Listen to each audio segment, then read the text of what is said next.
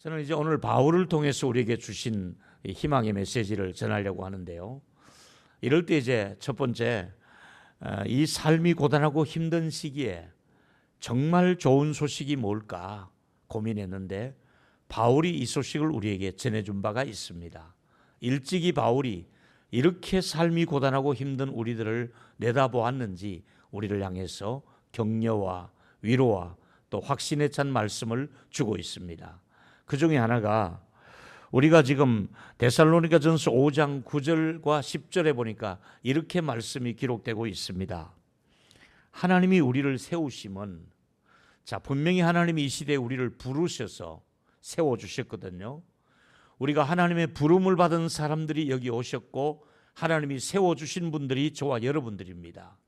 그런데 오늘 말씀은 하나님이 우리를 세워놓고 불러놓고 노하시는 하나님이 아니라고 말씀하고 있습니다.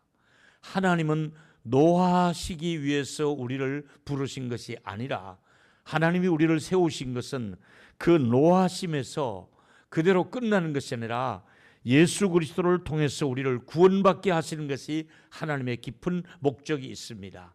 많이 힘들고 어려워도 하나님이 우리에게 의도하신 계획이 있는데 하나님이 우리를 세우시고 예수 그리스도를 통해서 구원하시는 것이 하나님의 목적이신데 예수님께서는 우리를 위해서 죽음으로써 우리로 하여금 깨어있는 자든지 죽은 자든지 잠자는 자든지, 다시 말하면 이 땅에 사는 사람들에게도 예수는 나의 주가 되시고 이미 내가 이 세상을 떠나 죽는다 할지라도 나는 죽은 자에게도 주가 될 수가 있다고 말씀을 하시면서 깨어있는 자든지 자는 자든지 자기와 함께 있게 하려 함이라고 말씀한 것을 오늘 새겨보면서 하나님께서는 오늘 저와 여러분에게 이런 말씀을 통해 또 위로의 말씀을 주십니다.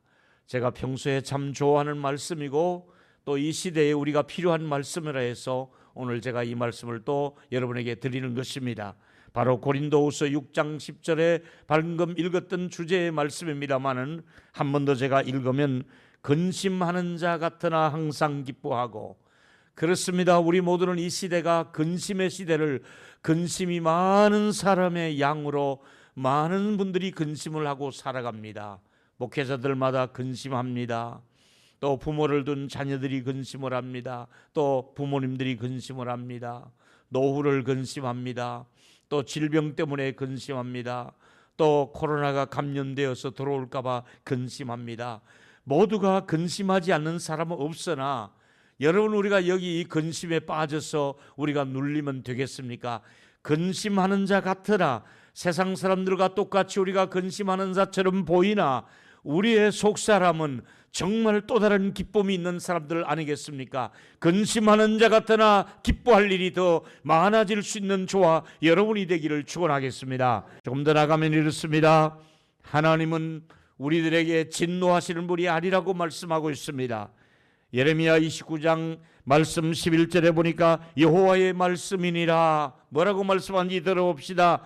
너희를 향한 나의 생각을 내가 아나니 평안이요 재앙이 아니라 너희의 미래의 희망을 주는 것이라.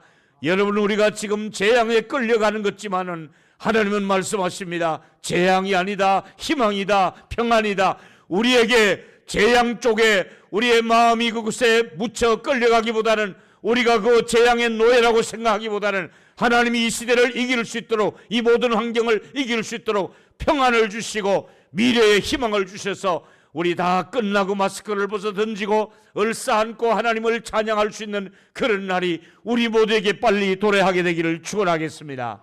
하나님께서 우리에게 주시는 긴 고난의 터널 형벌이 아니라고 말씀하고 있습니다.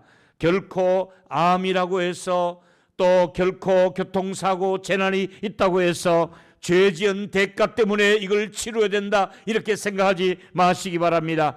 에가서 3장 33절에 보니까 주께서 인생으로 고생하게 하심이, 근심하게 하심이 본심이 아니로다.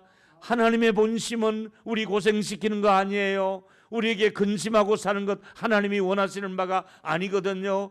하나님이 우리에게 바라는 것은 주께서 우리가 고생하고 살고 근심스럽게 살고 염려하고 살고, 이거 하나님의 본심이 아니에요. 우리 오늘 하나님의 본심을 깨달아야 되는데, 나의 고통은 하나님의 본심이 아니다. 내가 당하는 어려움은 하나님이 주신 어려움이 아니다. 나에게는 미래가 있다. 나에게는 소망이 있다. 나에게는 여전히 평강이 기다릴 수 있다. 이렇게 믿음으로 모든 것을 말씀 앞에서 극복하시는 저와 여러분이 되기를 축원하겠습니다. 저는 바울이 전해준 많은 아름다운 소식이 있지만 그 중에 하나가 로마서 8장 1절을 생각할 때마다 힘이 나는 구절입니다. 그러므로 이제 그리스도 예수 안에 있는 자에게는 결코 정죄함이 없나니, 사단은 끊임없이 우리를 정죄할 것입니다. 너는 이게 뭐냐? 네 꼬락서니가 이게 뭐냐? 네 이렇게 못난 모습으로 늘 살아가야 되느냐? 우리가 자괴감이 들고 속상하고 우울하고 그렇습니다. 그런데 사단이 우리를 괴롭힐 때마다 주님이 말씀하고 있습니다. 그리스도 예수 안에 있는 사람에게는, 내가 예수가 나의 주가 되시는 분들에게는 결코 정죄하지 않습니다. 오늘도 이 자리에 계신 저와 여러분, 결코 정죄하지 않으시는 그 주님의 손을 붙드시기를, 그 주의 이름을 믿으시기를 주의 이름으로 축원하겠습니다. 결코 정죄하지 않습니다. 더 이상 내가 진노를 받지 않도록 남겨두지 않았습니다. 절대로 내가 진노의 대상이 아니라는 것만 여러분들이 기억을 하시면 좋겠습니다. 그래서 오늘 데살로니가전서 5장 9절을 한 번 더 보면 또 의미가 다를 것입니다. 하나님이 우리를 세우신 것은 노하심에 이르게 하심이 아니요, 하나님이 우리에게 노하시려고 우리를 부르시고 세운 것이 아니라 우리 주 예수 그리스도로 말미암아 구원을 받게 하려 함이라.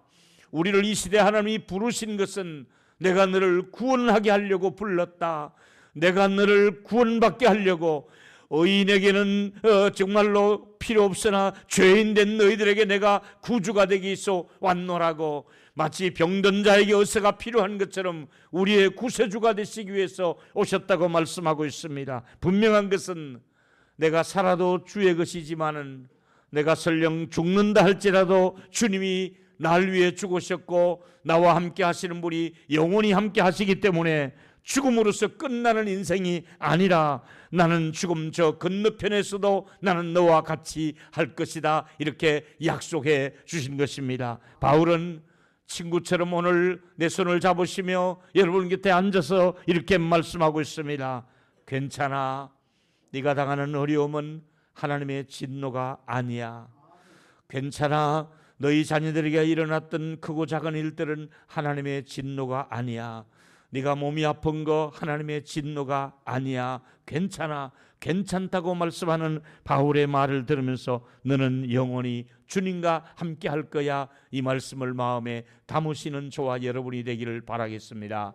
조금 더 나가면 두 번째 얘기는, 우리가 이제 나이가 들어가는데 해결되지 않은 문제가 하나 있죠. 나이는 들어가는데 여전히 마음속에 죄책감이, 찌꺼기가 남아 있을 수가 있습니다.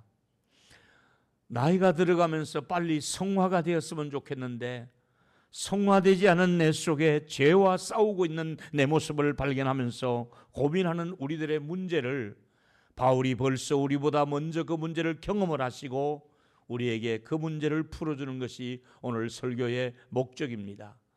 자, 우리에게는 우리 저마다 가지고 있는 우리 속에 연약한 죄성을 가지고 있습니다. 죄송하지만은 습관적인 죄가 있을 수가 있습니다. 여전히 그 죄를 버리지 못하고 끝없이 기도하고 말씀 암송도 하고 또 제자 훈련도 하고 예배도 드리고 나름대로 이렇게 자기 자신을 추스르려고 애를 쓰는데 여전히 해결되지 않는 습관적인 죄가 우리 속에 있을 수가 있습니다. 그러면서 그 습관적인 죄 때문에 죄책감에서 벗어나지를 못하는 것이 우리들의 이중적인 구조를 가지고 있습니다. 성령께서 오늘 바울을 통해서 깨달은 말씀 중에 하나가 바로 이런 부분인데, 우선 죄책감에 사로잡혀 있다 보니까 어떤 현상이 일어나고 있습니까?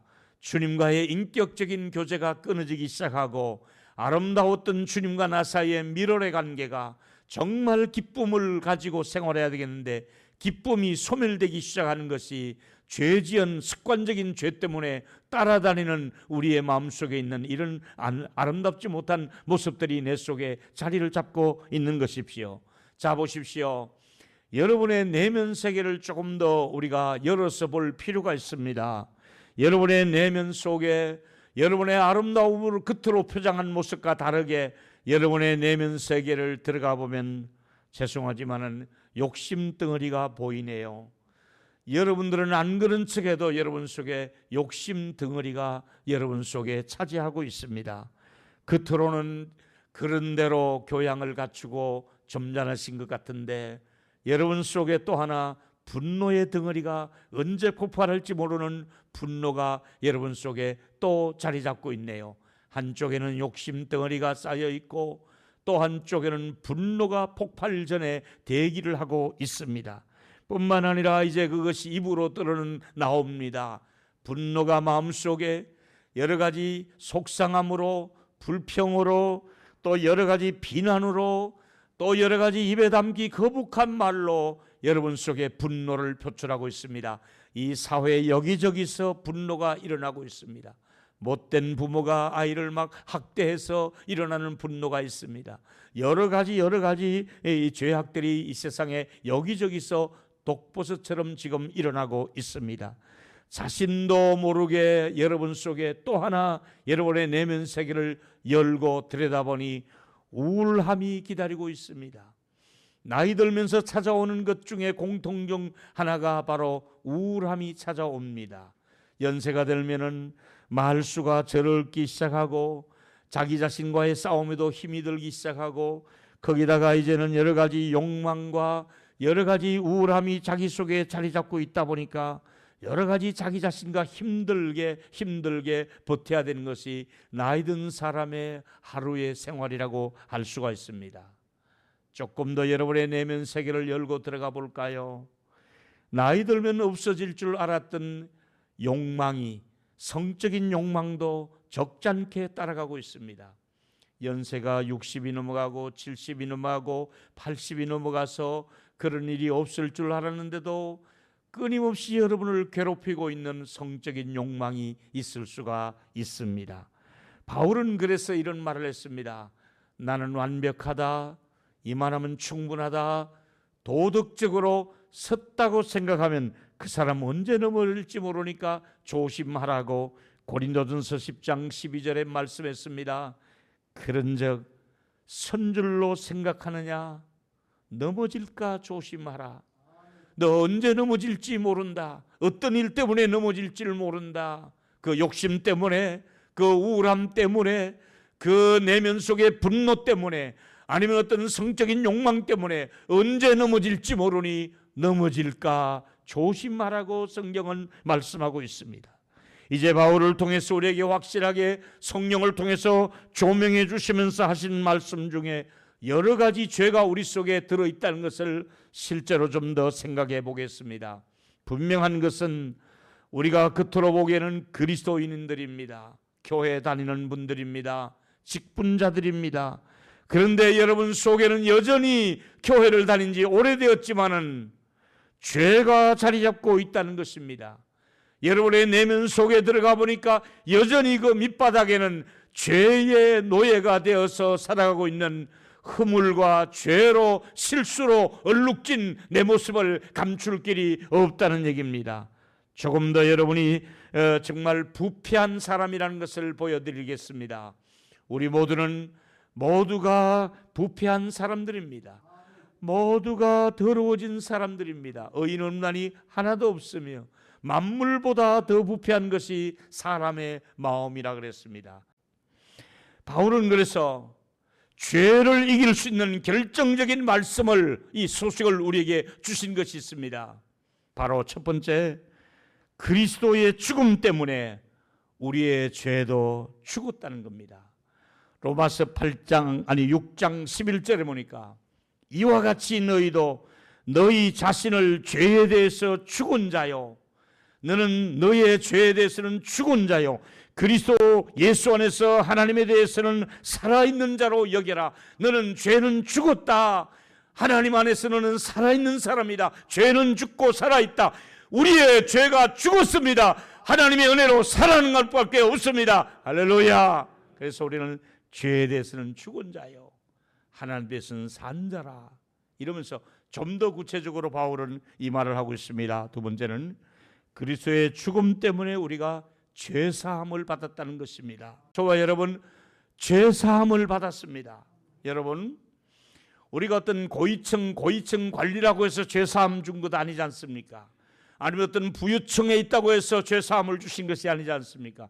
아니면 어떤 유명한 지식인이라고 해서 혹은 또 어떤 특별한 뭐가 있어서 죄사함을 준 것이 아니라 무조건 주의 은혜로 구속하시고 하나님이 죄사함을 주셨습니다. 죄사함을 받은 것이 바로 교인들의 모습이 아니겠습니까? 교회 나와서 이 어려운 중에서도 우리가 예배하는 이유가 무엇입니까? 죄사함을 주신 것이 너무나 감사해서, 내 죄사함 받고 예수를 믿고 나니 너무 감사해서 죄사함 이후에 하나님께서 놀라운 기쁨을 주시지 않습니까? 죄사함 받은 감격이 여러분 속에 있게 되기를 축원하겠습니다. 조금 더 나가서 보니까 바울은 이제 우리 손을 붙잡고 이렇게 살아가면 된다고 세 번째 말씀한 것 중에 하나가 예수님 바라보라는 거예요. 믿음의 주여 온전케 하시는 인 예수를 바라보라. 우리는 온전하지 못한데 믿음의 주 온전케 하시는 예수를 바라보라고 말씀하고 있습니다. 불뱀에게 물린 사람들은 장대 끝에 구리뱀을 만들어 놓고 쳐다보면 낫는다, 바라보면 낫는다 그랬습니다. 비록 내 몸이 불뱀에게 물려서 독이 퍼져간다 할지라도 장대 끝에 높이 달려있는 노뱀을 쳐다보면 낫는 것처럼 우리 주 예수 그리스도를 바라보면, 믿음으로 바라보면 그분은 어떤 분입니까? 십자가를 참으시고 부끄러움을 개치 아니하시고 하나님 보좌의 우편에 앉으시면서 나를 보좌 우편까지 인도하시는 분이 예수를 바라보라, 예수를 믿어라. 이 코로나 와중에서도 예수를 바라보라고 말씀하고 있습니다. 그러면 하나님이 우리를 치유하시고 우리를 회복시켜 주시고 우리를 보좌 우편에 앉혀주신다고 약속을 하셨습니다. 그렇습니다. 여러분, 우리는 주님의 피로 사신 몸입니다. 교회가 일반 직장과 다른 것은, 교회가 국회나 청와대하고 다른 것은 국회나 청와대를 피로 값주고 산 것이라 하지 않습니다. 교회를 피로 값주고 산 것이라 그랬습니다. 피로 값주고 산 이곳에 피로 값주고 속량을 입은 주의 백성들이 모이는 장소입니다.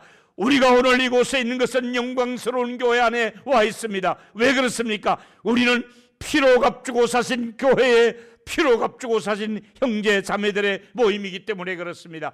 그 피로 속죄함을 받은 사람들입니다. 할렐루야.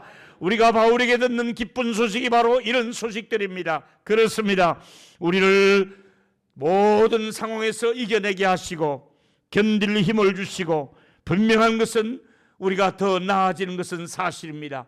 어쨌든 우리가 영적으로 더 성화될 것은 분명합니다. 내 힘이 아니라 성령의 능력으로 모든 것을 이길 수 있는 저와 여러분이 되는 것을 믿기를 바라겠습니다. 이제 우리가 계속해서 살아가며 할 일은 하나님께 감사하고 또 나를 겸손하게 하신 하나님께 더 감사하면서 하나님 앞에 나를 택하여 주신 것 앞에 감사해야 될 뿐입니다. 그렇습니다. 요한복음 15장 16절에 보니까 너희들이 나를 택한 것이 아니라 내가 너희를 택하여 세웠나니. 우리 주님이 우리를 왜 택했습니까? 너희로 하여금 많은 열매를 맺을 것을 약속하셨고, 또 왜 우리를 택했습니까? 너희가 내 이름으로 아버지께 무엇을 구하면 구하는 것마다 응답을 주신다고 약속했습니다.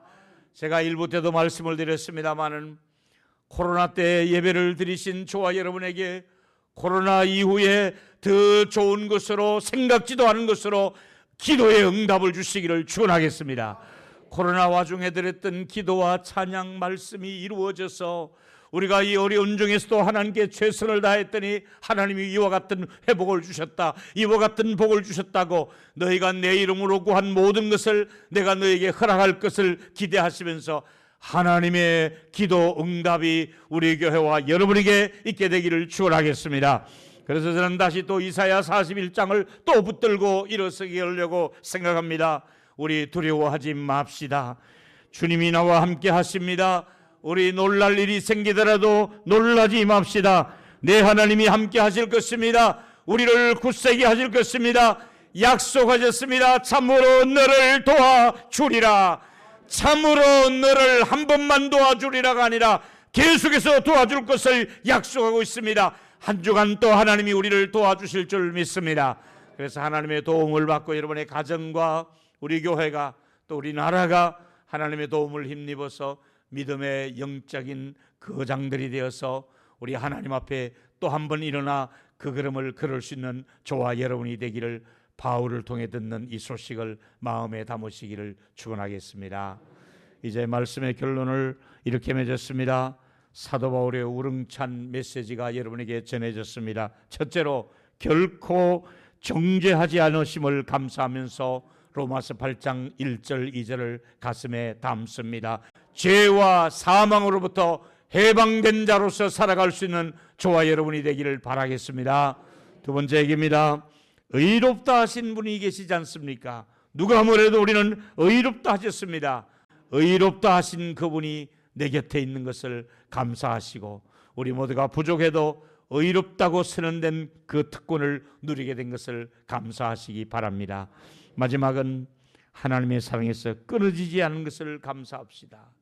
저는 이번 주간에도 하나님이 나를 끊으시면 어떡하나 여러분 속에 이런 염려 안 하셔도 됩니다. 로마서 8장 38절입니다. 내가 확신하노니 죽을 일이 있다 할지라도 산다 할지라도 천사들이 어떤 일을 한다 할지라도 권세자들이 어떤 일을 한다 할지라도 현재 일이든지 장래 일이든지 능력이나 높음이나 기품이나 다른 아무 피조물이라도 여기다가 코로나 하나 들어서 코로나가 있다 할지라도 우리 주 예수 그리스도 안에 있는 하나님의 사랑에서 끊을 수 없느니라 있느니라 할렐루야 끊을 수 없느니라 아무도 하나님의 사랑에서 끊어지지 않습니다.